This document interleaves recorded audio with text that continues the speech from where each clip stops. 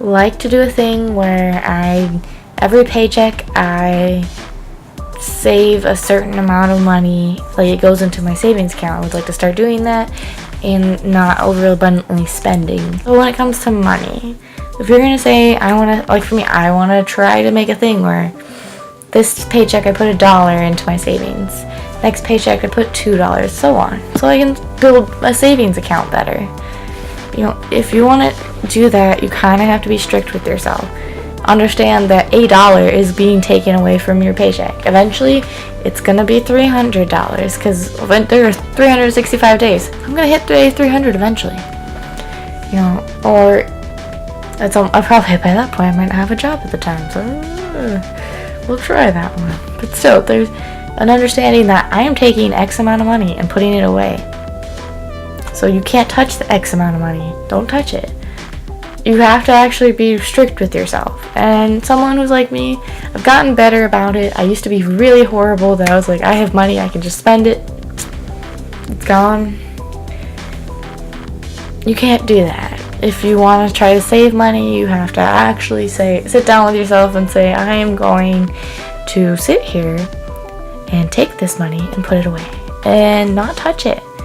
It is no longer in my possession. It is in the separate entity over here. That is the only way you're gonna. I want to get. It's very brave of a goal, but I would like to get straight A's for the next 2 semesters that are within the 2015 year. Oh, straight A's for the next 2 semesters, basically. That is going to be probably one of the harder out of all of them, because that is a discipline thing. That is definitely a sit down with myself and say, I am going to study from here to here. Nothing else.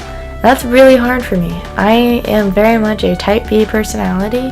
I have type A traits, but I'm more type B than type A. And the problem is that there are just times where, studying just doesn't happen. And there has to be a homework and then a study break, because it just can't be straight through. And unfortunately, if I want straight A's all the time, I can't let that happen, because I'm also some of this is going to be 2 of these are art classes, and those can be the more difficult of the other 2, because the other 2 are very straightforward. You have an A because of this reason. Art classes are more like you have an A because it's like you have, a more better example would be you have a C because you didn't quite fit the perspective correctly, or the emotion wasn't correct. And that, it's so much of a personal experience and an emotional thing that A, there's more attachment to what you're doing, B, there's more thought going into it besides you're typing a paper with as facts, and the person is grading this not necessarily on a grade sheet.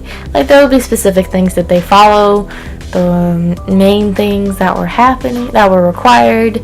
Is it neat? Things like that. But it's not gonna be, does it follow the structure? Does it follow? It's gonna be this is a piece of someone's being, and I'm grading it kind of on my own personal scale. So art classes are kind of scary to get graded, because you don't know how someone's going to grade your you, basically.